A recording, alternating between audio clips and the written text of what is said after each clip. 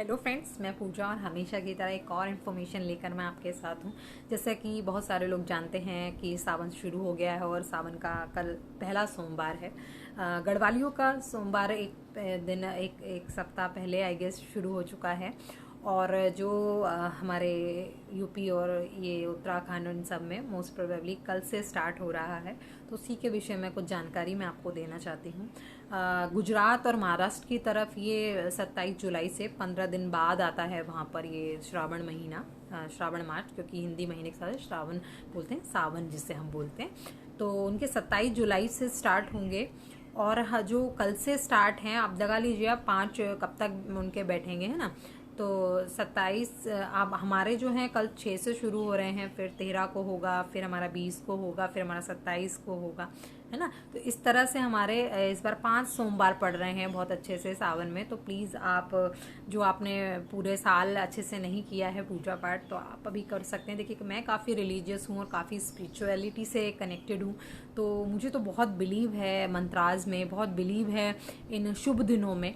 तो शुभ दिन इसलिए बोला जाता है कि हम मतलब एक और श्रद्धा भाव से कर सकते हैं, बल्कि हर दिन शुभ होता है, लेकिन हम जब जो हमें पता रहता है कि हाँ भाई इस दिन ये है, जैसे हम पूरे साल कैसे भी खुश रहें, लेकिन बर्थडे के दिन हमें अलग ही एक्साइटमेंट होती है। तो वैसे उस भाव से मैं आपको बता रही हूँ कि आप कुछ स्पेशल कर सकते हैं। पहली बात तो जो 1 बाय 1 मैं डिस्कस करूँगी कि जो लोग बहुत परेशान हो रहे हैं, क्योंकि मेरे कुछ रिलेटिव्स भी हैं, मेरे फ्रेंड्स भी हैं, यार क्या व्रत लगेंगे, हम तो मंदिर तो जा नहीं पाएंगे। तो एक बात मैं आपको बोलना चाहूँगी, गहराई में सोच के देखिए। शिवरात्रि हो, नवरात्रे हो, जब भी कुछ ऐसा, जन्माष्टमी हो, जो भी कोई ऐसा त्योहार होता है जहाँ पे मंदिर जाने का होता है, तो उस दिन मंदिर में क्या लोग बहुत पोलाइट होते हैं? उस दिन उन्हें भीड़ में मतलब उसमें लगे रहते हैं कि कौन पहले जल चढ़ाएगा। मैंने एक मतलब बचपन में माँ बाप जबरदस्ती ले जाते, चलो चलो चलो, तो हम लोग जाते थे। तो देखते थे कि मतलब उस दिन लोग इतना ज्यादा एक दूसरे के साथ, कि उनको अपना अपना लगा है, कि उनको लगा उनको ही सारा पुण्य मिल जाए। तो मैं तो तब से बिल्कुल मैंने मंदिर जाना छोड़ दिया पर्सनली। इन दिनों पे तो मैंने जाना छोड़ दिया कि मैं ईश्वर को घर में पूज लूंगी। एक बार मैं नीलकंठ की यात्रा के लिए गई थी, और नीलकंठ पे 7-8 घंटे लाइन में लगे, सावन के महीने में चले गए थे फैमिली के साथ। और उसके बाद जैसे ही हम शिवलिंग के पास पहुंचे जहाँ पे दर्शन हुए, उन्होंने देखने तक नहीं दिया, एक चिमटा मारा पीछे से और बोला आगे निकलिए। तो मैंने सोचा क्या फायदा फिर मुझे यहाँ आके, ना वाइब्रेशंस कुछ फील हुए, एनर्जी कैसे फील होगी, क्योंकि इतनी भीड़ भड़गम, पूरा दिमाग खराब हो गया। तो प्लीज ऐसा मत सोचिए। और जिनको शिवलिंग पे ही अगर चढ़ाना है, तो मैं बोलूंगी सबसे शुद्ध आपकी फीलिंग्स होती हैं, तो अपनी फीलिंग्स के साथ अपने हाथों से मिट्टी का शिवलिंग बनाइए।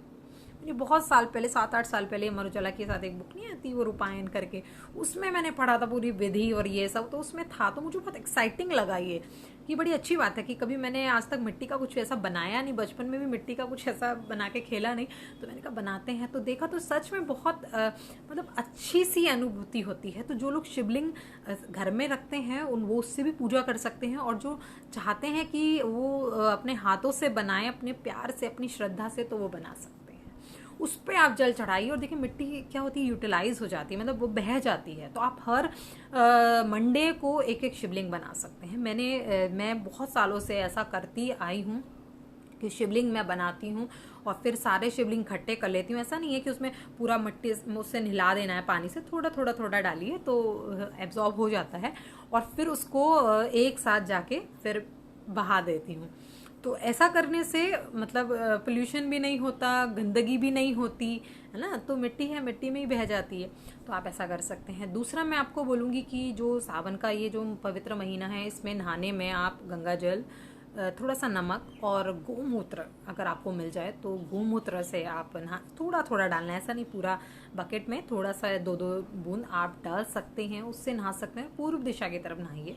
और अगर पूरे सावन नहीं नहा सकते, तो सिर्फ मंडे जितने भी पड़ेंगे, इसमें आपके 5 सोमवार जो पड़ेंगे, उसमें आप ऐसा कर सकते हैं। और जो नहीं करना चाहते नहीं करिए। मेरे को तो बस एक ये इन्फॉर्मेशन ऐसे मिली, मेरे बहुत अच्छे वेलविशर हैं मेरे दोस्त, तो उन्होंने मुझे बताया कि ऐसा आप कर सकती हैं।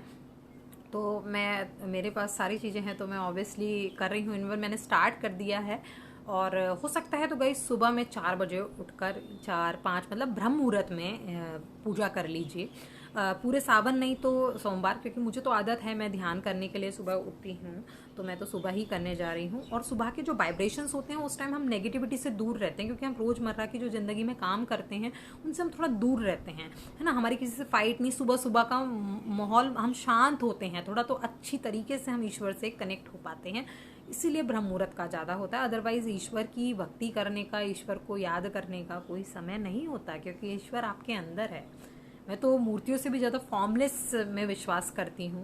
वो तो मुझे अच्छा लगता है अपनी श्रद्धा भाव से कुछ बनाना, तो मैं शिवलिंग बनाने की बात कर रही हूँ। अदरवाइज़ आप फॉर्मलेस ईश्वर की करेंगे तो वो भी बहुत अच्छा है। अब शिवलिंग पे जो लोग चढ़ाना चाहते हैं जल, तो वो पंचामृत करिए। और शिव जी मुझे लगता है पूरे देवी देवताओं में ऐसा है जिनकी कोई पूजा का विधि विधान नहीं है, कि कुछ बहुत बड़ा नहीं करना होता, उन्हें धतूरा, बेलपत्र ये सब चढ़ता है। और कुछ ना हो तो आंकड़े का पत्ता।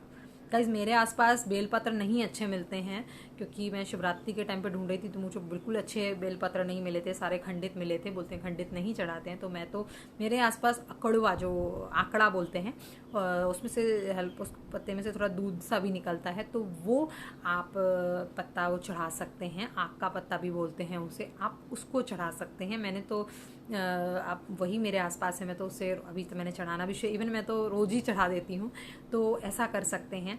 और पंचामृत, दूध, दही, घी, ऐसा नहीं है बहुत सारा दूध घी डालना है, बस थोड़ा थोड़ा डालिए अपनी श्रद्धा के हिसाब से, और ईश्वर को समर्पित करिए। मेनली अपने ईश्वर को समर्पित कीजिए। अपने अंदर की दुष्प्रभाव, जो हमारे काम, क्रोध, लोभ हमारे अंदर है, ये अगर आपके जीवन से चले गए ना गाइस, ट्रस्ट में आपकी लाइफ बहुत सुंदर हो जाएगी। आपको वो मिलेगा जिसके आप हकदार हैं। लेकिन आप इन चीज़ों में खोकर ऐसे हो जाते हैं कि आपको पता ही नहीं एक्चुअल में आपको क्या चाहिए, और ईश्वर को सब पता है आपके लिए क्या अच्छा है क्या नहीं। तो आप बस इंतज़ार कीजिए अच्छे वक्त का, और अपने श्रद्धा भाव ईश्वर को अंदर से, अपने विवेक को जगाइए गाइस। विवेक को जगाया इस मतलब ईश्वर के तरफ आपकी कदम बढ़ गए हैं। दूसरा जो सोमवार को जो करना है मैं बता रही हूँ, स्पेशली आप फर्स्ट सोमवार को आपको एक मुट्ठी अपनी श्रद्धा से, एक मुट्ठी जो कच्चे चावल हैं वो आप शिव जी को चढ़ा सकते हैं। वैरायटी का कोई नहीं है कि 100 रुपये किलो वाले या 60 रुपये, जो आपका मन करे। नहीं भी कर सकते तो कोई बात नहीं। सेकेंड सोमवार को जो कि 13 को पड़ेगा, तो 13 जुलाई को जो आपको करना है वो, अगर आप वाइट तिल पता हो आपको, छोटे से तिल आते हैं, तो वो एक मुट्ठी तिल चढ़ा दीजिएगा, और वो किसी भी गरीब को दे दीजिएगा बाद में। तीसरा आप मूंग जो हरी मूंग आती है दाने सी, है ना, एक तो मूंग दाल होती है, एक मूंग होती है हरी मूंग, साबुत मूंग, तो उसको चढ़ाना है थर्ड सोमवार को, उस 20 को, मतलब 20 जुलाई को। उसके बाद हमारा 27 को पड़ेगा। 27 जुलाई को हमारा क्या चढ़ाना है, जौ चढ़ाने हैं, एक मुट्ठी जौ चढ़ाने हैं।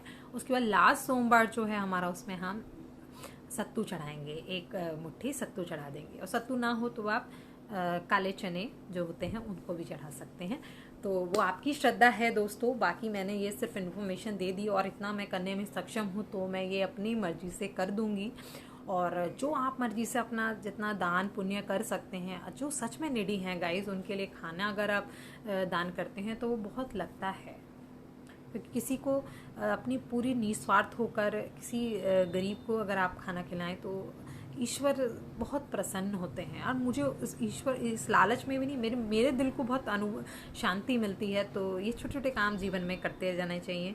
और बाकी आपका सावन का महीना पूरा अच्छा जाए। शिव जी आपकी सभी मनोकामनाएं पूरी करें, आपको अच्छी बुद्धि, अच्छा दिमाग, और सबसे इम्पॉर्टेंट अच्छी हेल्थ दें। तो उसमें आपको जो मंत्रा करना है, आप सिंपली अपनी हेल्थ के लिए ये महामृत्युंजय जाप करिए, नमः शिवाय कर सकते हैं, और महामृत्युंजय जाप करिए। हो सके तो व्रत के दिन सोइए मत, उस दिन ईश्वर के गुणगान में लगे रहिए, पॉजिटिव चीज़ों की तरफ अग्रसर होइए, और अपनी लाइफ को बेहतर बनाइए। Thank you guys, thank you for watching.